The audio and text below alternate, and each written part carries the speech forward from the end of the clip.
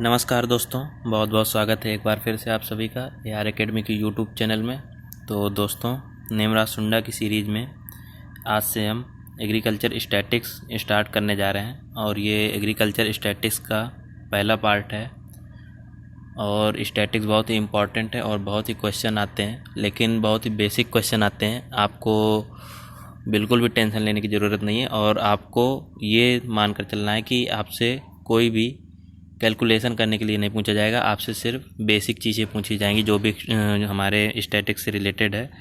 तो अगर आपको बेसिक चीज़ें पता होंगी, जैसे वैल्यू हो गई, डेफिनेशन हो गई और जो भी होता है तो उसका मतलब क्या होता है, अगर ये आपको पता हुआ तो आप स्टैटिक्स के बहुत सारे क्वेश्चन कर ले जाएंगे। और स्टैटिक्स बहुत ही मेजर रोल प्ले करता है। आपके यूपी कैटेट में हो गया और अदर एग्ज़ाम भी होते हैं, उनमें भी स्टैटिक्स बहुत ही पूछी जाती है। बहुत ही इम्पॉर्टेंट है ये। तो चलिए शुरू करते हैं। शुरू करने से पहले जो भी हमारे चैनल से नए जुड़ रहे हों वो हमारे चैनल को सब्सक्राइब कर लें और बेल आइकन को दबा दें, ताकि आपको रोज़ वीडियो की नोटिफिकेशन मिलती रहे। और जो भी हमारे दर्शक हैं वो वीडियो को लाइक ज़रूर कर दें, इससे हम लोगों को भी मोटिवेशन मिलता है और ज़्यादा से ज़्यादा हमारे सब्सक्राइबर बढ़ाएं। तो चलिए, और जो भी पार्ट आपको समझ में नहीं आया हो कमेंट करके पूछें। चलिए शुरू करते हैं। तो सबसे पहला आज पार्ट है, उसमें कुछ इंपॉर्टेंट पॉइंट्स हैं जो कि आपके पास बुक होगी तो उसमें भी होंगी। तो सबसे पहला है father of vital statics was. तो वाइटल स्टैटिक्स के फादर कौन थे? Captain John Grant. Next, the purpose of randomisation in field experiment is to. तो 3 तरह के फील्ड एक्सपेरिमेंट में 3 मेथड अपनाए जाते हैं, रेप्लिकेशन, रैंडमाइजेशन और एक होता है। तो जो रैंडमाइजेशन होता है उसका क्या काम होता है? रैंडमाइजेशन का मतलब, रैंडमाइजेशन हम क्यों यूज करते हैं फील्ड एक्सपेरिमेंट में? तो वो हम करते हैं वेरिएंस को कंट्रोल करने के लिए। नेक्स्ट है unitless major of dispersion is. तो यूनिटलेस मेजर कौन सा डिस्पर्सन का? तो वो है कॉफिशिएंट ऑफ वेरिएशन, CV जिसे कहते हैं। नेक्स्ट है coefficient of variation is computed by. Coefficient of variation का फार्मूला क्या होता है? बहुत इंपॉर्टेंट है, पूछा जाता है, जो कि होता है HD oblique means standard deviation oblique mean into 100। Next है critical difference is calculated by. तो क्रिटिकल डिफरेंस कैसे डिफरेंस कैलकुलेट किया जाता है? तो यहाँ पर फार्मूला दिया हुआ है, आप देख सकते हैं, N into 2MSC oblique R into T। तो ये T ट्रीटमेंट हो गया, R रेप्लिकेशन हो गया और N जो है हमारा नंबर ऑफ ट्रीटमेंट हो गया। तो इसको जब आप कैलकुलेशन करेंगे पूरा, आप कोई एग्जाम्पल लगाएंगे तब आपको पूरा समझ में आएगा, लेकिन अभी के लिए आप सिर्फ फार्मूला पता होना चाहिए आपको। फार्मूला चेंज भी हो सकता है, क्योंकि ज़रूरी नहीं है कि T को हम ट्रीटमेंट मांगने, हम कोई दूसरा सिंबल यूज कर सकते हैं, इसलिए इस फार्मूले पर ज़्यादा बेस ना रहें। चलिए नेक्स्ट क्वेश्चन है हमारा, expression for degree of freedom in RBD is. तो डिग्री ऑफ फ्रीडम क्या होती है? RBD जो रैंडमाइज ब्लॉक डिजाइन होती है उसकी डिग्री ऑफ फ्रीडम क्या होती है? तो वो होती है N-1 R-1। ट्रीटमेंट और रिप्लिकेशन में दोनों में क्या करते हैं, एक एक जब माइनस कर देते हैं और दोनों का इंटू करते हैं तो वो हमारा डिग्री ऑफ फ्रीडम होती है किसकी? RBD की। नेक्स्ट है the range of probability lies between. तो प्रोबेबिलिटी जो होती है उसकी रेंज होती है 0 से 1। 0 से 1 के बीच में ही वैल्यू आएगी। अगर आप कभी भी प्रोबेबिलिटी का कोई क्वेश्चन लगा रहे हैं तो अगर आपका आंसर 0 से 1 के बीच में नहीं आता तो आप समझ जाइए कि आपका आंसर गलत है, आपका कैलकुलेशन गलत है, क्योंकि प्रोबेबिलिटी कभी भी 1 से ज़्यादा नहीं होती और 0 से कम नहीं होती, मीन्स 0 से 1 के बीच में होती है। नेक्स्ट है minimum degree of freedom for error in ANOVA. तो एनोवा टेबल में मिनिमम डिग्री ऑफ फ्रीडम कितनी होनी चाहिए? वो है 12। बहुत इंपॉर्टेंट क्वेश्चन है, पूछा जाता है। नेक्स्ट है T test is applicable when number of treatment is. तो टी टेस्ट कब तक एप्लीकेबल है? तो अगर नंबर ऑफ ट्रीटमेंट 2 भी हैं तो भी टी टेस्ट हमारा यूज किया जा सकता है। नेक्स्ट है goodness of test is use for the distribution of. तो गुडनेस ऑफ टेस्ट के लिए कौन सा हम टेस्ट यूज करते हैं? वो है हमारा chi-square टेस्ट। नेक्स्ट है first step of summarising the data is. तो डाटा समराइजिंग का फर्स्ट स्टेप कौन सा है? वो है क्लासिफिकेशन। नेक्स्ट है probability of impossible event is always 0। तो जो इम्पॉसिबल इवेंट होते हैं, जो हमें पता है कि ये चीज़ इम्पॉसिबल है, इसे नहीं किया जा सकता, इसका मतलब उसकी प्रोबेबिलिटी क्या है? उसकी प्रोबेबिलिटी 0 है। प्रोबेबिलिटी का मतलब ही होता है संभावना, किसी चीज़ के होने की संभावना। तो अगर किसी चीज़ के होने की संभावना बिल्कुल नहीं, मीन्स वो कोई चीज़ असंभव है, तो फिर उसकी प्रोबेबिलिटी 0 ही होगी। नेक्स्ट है to find the average height of plant we should use. तो एवरेज हाइट अगर प्लांट की नापनी है या किसी चीज़ की एवरेज हाइट नापनी है, हमें मेजर करनी है, तो उसके लिए कौन सा मीन यूज करते हैं? Arithmetic mean. नेक्स्ट है when sample size is small and SD is unknown. अगर सैंपल साइज स्मॉल है और जो स्टैंडर्ड डिविएशन वो अननोन है तो कौन सा टेस्ट यूज करते हैं? T test. For testing the significance of correlation coefficient use. और सिग्निफिकेंस ऑफ कोरिलेशन कॉफिशिएंट के लिए कौन सा टेस्ट यूज करते हैं? उसके लिए भी टी टेस्ट का यूज करते हैं। नेक्स्ट है Latin square design is suitable for comparing. तो लैटिन स्क्वायर डिजाइन LSD को कब हम यूज करते हैं? जब ट्रीटमेंट हमारे 5 से 12 के बीच में होते हैं। 5 से कम नहीं होने चाहिए ट्रीटमेंट और 12 से ज़्यादा नहीं होने चाहिए, तब हमारा LSD एप्लीकेबल होता है। नेक्स्ट है इन the field experiments of commonly use design is. तो कौन सा कॉमनली यूज डिजाइन है फील्ड एक्सपेरिमेंट में? वो है हमारा RBD रैंडमाइज ब्लॉक डिजाइन, जो कि फील्ड पर एप्लीकेबल है। नेक्स्ट है the regression coefficient is lies between. तो रिग्रेशन कॉफिशिएंट की रेंज कितनी होती है? ये 0 नहीं है बल्कि इनफाइनाइट है, तो माइनस इनफाइनाइट से प्लस इनफाइनाइट। नेक्स्ट है the correlation coefficient is lies between. Correlation coefficient की वैल्यू कितनी होती है? वो होती है हमारी -1 से +1। The student T test was discovered by. बहुत इंपॉर्टेंट क्वेश्चन है, टी टेस्ट किसने डिस्कवर किया था? WS गॉसेट ने। इसके बाद है the value of chi square always lies between. तो काई स्क्वायर की वैल्यू कितनी होती है? 0 से इनफाइनाइट तक। Most commonly used major of central tendency. Central tendency का मोस्ट कॉमनली यूज्ड मेजर कौन सा है? वो है arithmetic mean. Mean median mode में सबसे ज़्यादा और कॉमनली जो यूज होता है वो अर्थमेटिक मीन।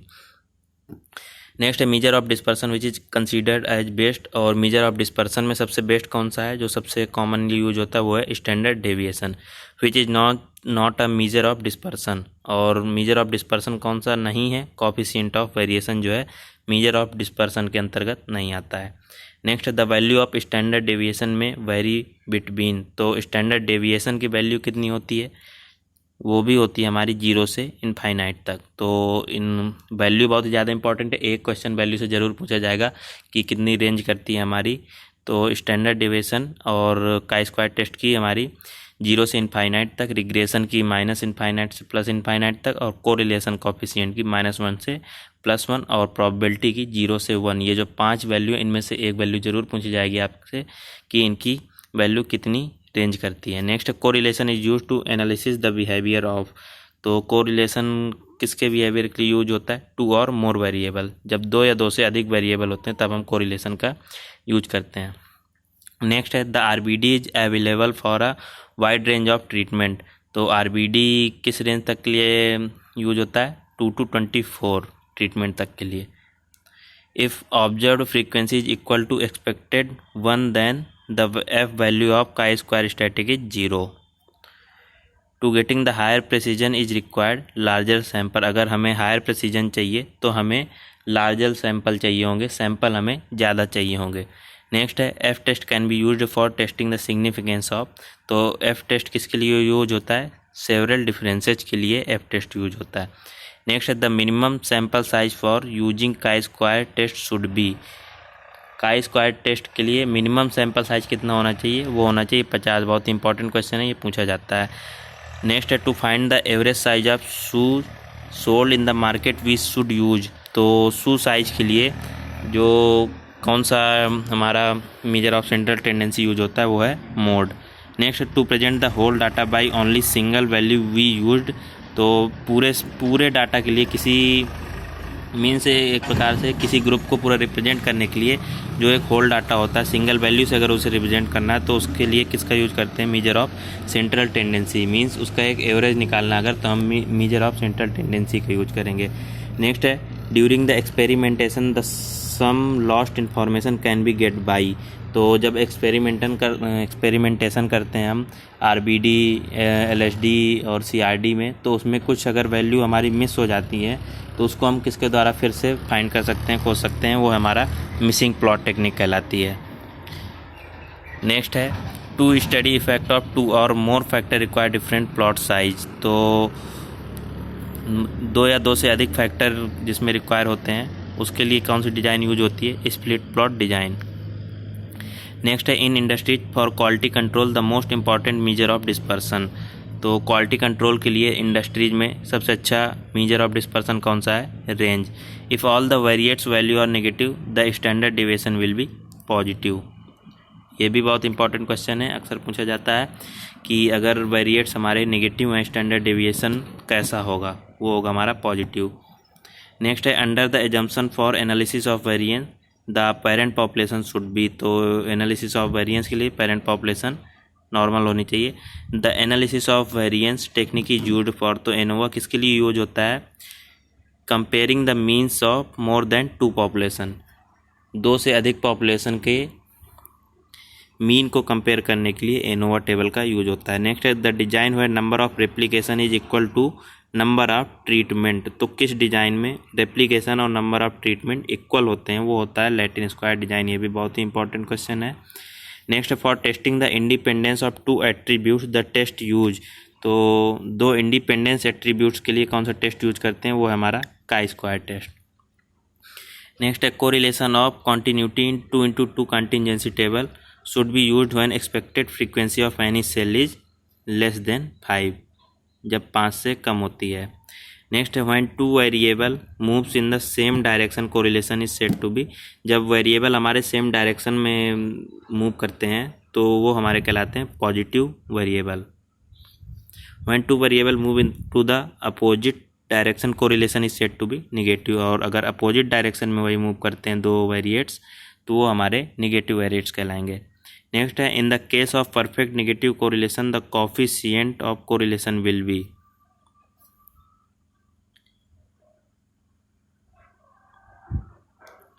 तो इसमें पूछा गया कि अगर परफेक्ट नेगेटिव कोरिलेशन है तो कोफिशिएंट ऑफ कोरिलेशन क्या होगा? तो वो हमारा होगा, वो भी हमारी जो कोफिशिएंट ऑफ कोरिलेशन है वो भी हमारा नेगेटिव होगा। नेक्स्ट है probability of any event is a number lying between. तो प्रोबेबिलिटी एक प्रकार से इसमें भी वैल्यू पूछी गई, वो है हमारी 0 से 1 बट नॉट पीरियडिकली प्रैक्टिकली 0। तो प्रोबेबिलिटी है कि उसकी वैल्यू 0 से 1 तक के बीच में होगी लेकिन 0 नहीं होगी। In describing the amount of variation in a population and measure often used is coefficient of variation. तो अमाउंट ऑफ वेरिएशन और पॉपुलेशन को मेजर करने के लिए हम कोफिशिएंट ऑफ वेरिएशन का यूज करते हैं। If the fertility variation in the field is in 2 direction at right angles which is experimental design is use. तो अगर फर्टिलिटी वेरिएशन हमारी 2 डायरेक्शन में होती है तब हम LSD का लैटिन स्क्वायर डिजाइन का यूज करते हैं। बहुत इंपॉर्टेंट क्वेश्चन है ये। नेक्स्ट है arithmetic mean is most commonly used because it is based on all observation. तो अर्थमेटिक मीन ज़्यादा यूज होता है क्योंकि ये सारे ऑब्जर्वेशन को लेकर चलता है। जब भी हम कोई वैल्यू निकालते हैं तो जितने भी ऑब्जर्वेशन है उसमें उन सब को यूज होता है। इसका मतलब सब को रिप्रेजेंट करता है वो, इसलिए ये कॉमन मेथड है। नेक्स्ट है to testing the homogeneity of correlation coefficient used. तो कोरिलेशन कोफिशिएंट की होमोजेनिटी को मेजर करने के लिए काई स्क्वायर टेस्ट का यूज होता है। नेक्स्ट है to reduce the experimental error with heterogeneous material are used. तो जो एक्सपेरिमेंटल एरर होता है उसके लिए हम किसका यूज करते हैं? जब हम जो डिज़ाइन है उनमें एक्सपेरिमेंटल एरर जो होती हैं उनको रिड्यूस करने के लिए हम क्या करते हैं कि जो रेप्लिकेशन होते हैं और रेप्लिकेशन को बढ़ा देते हैं और लोकल कंट्रोल करते हैं उसके लिए। नेक्स्ट है the lack of homogeneity in the size of distribution is called. तो जब होमोजेनिटी में कमी हो जाती है डिस्ट्रीब्यूशन के साइज में तो वो हमारी कहलाती है dispersion. Such measure of dispersion which is affected least by fluctuation of sampling वो है स्टैंडर्ड डेविएशन। इसीलिए स्टैंडर्ड डेविएशन बहुत ही ज़्यादा यूज होता है, बहुत ही कॉमन यूज होने वाला मेजर ऑफ डिस्पर्सन है क्योंकि ये फ्लक्चुएशन से, सैम्पलिंग का जो फ्लक्चुएशन होता है उससे बहुत कम अफेक्ट होता है। नेक्स्ट है if the kurtosis of a distribution is less than 3 then it is called. तो अगर कोर्टोसिस की वैल्यू हमारी 3 से कम है तो वो हमारे कहलाता है प्लेटिकोर्टिक कर्व। नेक्स्ट है the number of independent constant in the set of observation is called degree of freedom. Next है the test whether theory fits well in practical can be judged by chi square test. तो जो practically use होता है हमारे, कोई theory अगर practically use होती है तो उसके लिए काई स्क्वायर टेस्ट का यूज करते हैं। नेक्स्ट है for testing a single proportion of the population, तो किसी पॉपुलेशन की सिंगल प्रोपोर्शन को population test is used when the sample size is large. तो सैंपल साइज जब लार्ज होता है तो किसी पॉपुलेशन के प्रोपोर्शन को मेजर करने के लिए हम जेड टेस्ट का यूज करते हैं। नेक्स्ट है the correlation between price and demand of commodities. तो जो कोरिलेशन होता है प्राइस और डिमांड के बीच में वो हमारा नेगेटिव होता है। इसे आप इकोनॉमिक्स भी समझ सकते हैं। जब प्राइस ज़्यादा होगा तो डिमांड हमारी कॉमनली मेनली क्या होता है कि कम रहती है, और जब डिमांड ज़्यादा होता है इसी तरह फिर हमारा डिमांड कब ज़्यादा होती है किसी चीज़ की, जब हमारा प्राइस कम होता है, वो भी हमारी नॉर्मल चीज़ है। तो दोस्तों ये आज का हमारा पहला पार्ट था एग्रीकल्चर स्टैटिक्स का, और इसके बाद नेक्स्ट पार्ट भी लेकर आएंगे, और 2 से 3 लेक्चर में हम स्टैट को भी ख़त्म कर देंगे। फिर उसके बाद कोई नया सब्जेक्ट स्टार्ट करेंगे। आप लोग कमेंट करके बताइए आपको कौन सा सब्जेक्ट लाना है, और आप सभी से हम बता रहे हैं कि आपको सारे सब्जेक्ट हम पढ़ाएंगे, नेमराज सुंडा पूरा कवर करेंगे। आप थोड़ा पेशेंस रखिए, क्योंकि क्या होता है कि एक साथ सारे सब्जेक्ट नहीं कवर किए जा सकते, इसलिए आप हमें कमेंट करके बताइए कौन से सब्जेक्ट पढ़ाने, हम उनको ज़रूर पूरा करेंगे। बस थोड़ा 1-2 दिन लेट हो सकता है, लेकिन उनको स्टार्ट करेंगे और फिर पूरा भी करेंगे। तो चलिए दोस्तों, आज के लिए बस इतना ही। बहुत बहुत धन्यवाद।